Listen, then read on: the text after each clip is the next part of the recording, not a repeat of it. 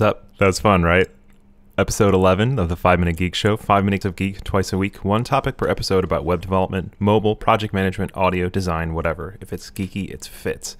I'm your host, Matt Stauffer, and you're actually looking, if you're on the video version, at my espresso and my keyboard, my M-Audio keyboard.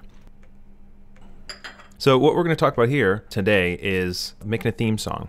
I don't have enough time to actually really go through the whole thing. It took me over a half an hour just to get to where I have right now, and that already is not enough. But what I wanted to be able to show was that all you need is love and possibly an M-Audio keyboard and GarageBand.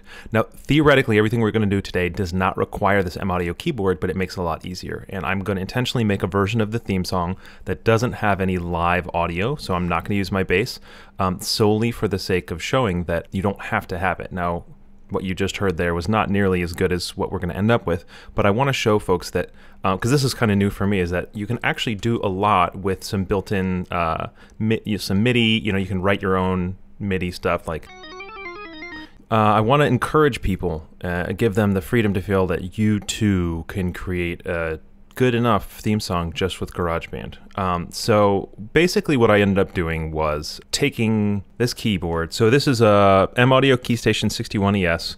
You can get them a little bit cheaper, but this is like $80. It's really light, really portable. It's plugged in via USB, and the moment I plug it in, I can create a new track in GarageBand and just start playing along. So I said, okay, I want to pick these kind of rock organ with a little bit of kind of Wurlitzer sound. Actually, no, I did the bass first. So there's this fingerstyle electric bass, which is how I play. I thought that was going to be the best way to do it, but it was 1.2 gig download, and I actually am almost out of hard drive space. So I used this really terrible deep round synth bass. Oops, hold on, let's mute that one. And I basically just played it along. So.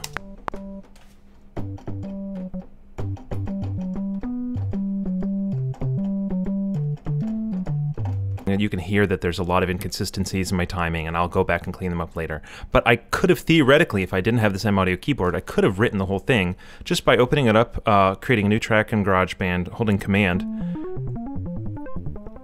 and I'm just dragging up and down with my mouse. So I can write an entire song just holding Command and basically writing songs on the piano roll. So you get that basic part in there. You can hear that there's a metronome playing. Little timing glitches there, but you can always go back and fix your timing glitches. You're like, oh, I went a little bit too long. You can drag them around. I'm trying to do this so it's not going to be too boring for the audio people. But since this is MIDI, it's recorded as basically computer signals rather than just audio, so I can go back and clean them up, change them. I could change the key, I can change the timing, whatever I wanted later. So I've got this kind of imitation of the bass part. I go in and I was like, well, that needs some organs. So the first thing I did in the organs was, all I did was just drag my hand up, and then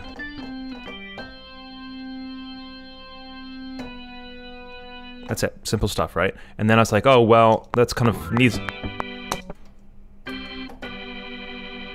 So I added, a little bit of backing, the lower notes below. And if at any point you're unhappy with what you've created, you just go back in and you just start dragging notes around. And again, the audio people, you're going to have to trust me on this. And one of the cool things you can do in GarageBand is that you can start going in and automating individual pieces of it. So you can say, well, I want to automate the volume. I want it to go up here and down there. Or in this particular organ, you can automate the distortion or the rotation of the speaker. And so as you can hear it, as we're coming in here to try and make it a little more realistic, I go, as we're going, the speed of the rotation of that speaker on the organ is switching around, and it's speeding up and slowing down to try and make it a little more realistic. And then finally, I went into my drums, and this is the part where I told you about how I'm embarrassing on drums. I just put up in a new track, and I just start hitting buttons on my keyboard until I figure out which one. I'm like, oh, that sounds like a, kick. Oh, that's a snare. Okay.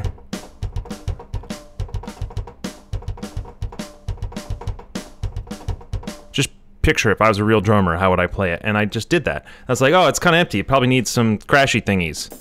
Crashy thing. Oh, there's some crashes. If I was doing kind of metal side, and I just kind of did that, and that's really all we ended up with. So clearly, this is amateur hour at this point. This is needs a lot of love. But at any point, I can come in and I can say, oh man, there's a little bit too much splash at that last little part. Okay, well I can just go in and I can grab a piece of the splash and I can just delete it, and then there's a little bit less splash.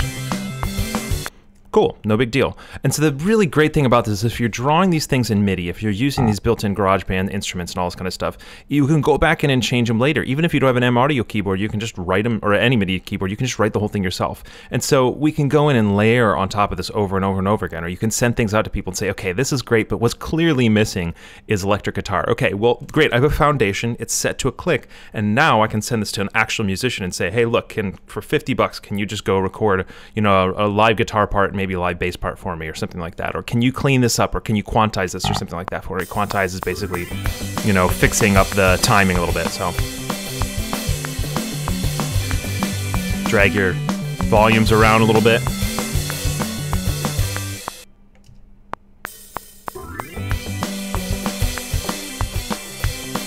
This bass really needs some love.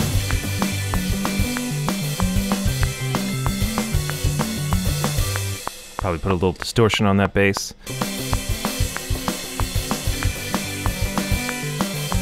Ooh, that's fun. So you can play around with this all day, but basically this is showing purely with just GarageBand and dragging notes around. It's easier to drag those notes around with an M audio keyboard or some kind of MIDI input, but even just with your mouse. You can write these little simple lines, these little pieces, and layer onto them piece by piece when we make a new one. You could play around with different, you play around with little things. Whoa, that's kind of fun, right? And you say, okay, turn on my metronome, right?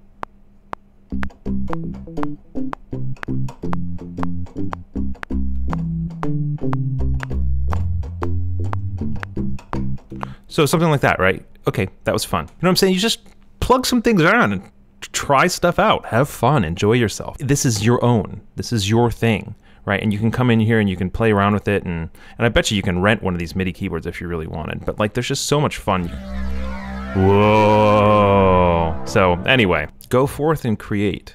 I think that's the thing. Is I just want people to feel free that we have the ability, just with these magical computers we have in front of us, to just really create amazing things. That's it for episode 12 of 5 Minute Geek Show. I hope you guys are going to create some incredible theme songs, and if you do, send them over to me. Send me what you create. That's all I got, though. This has been Matt Stauffer signing off.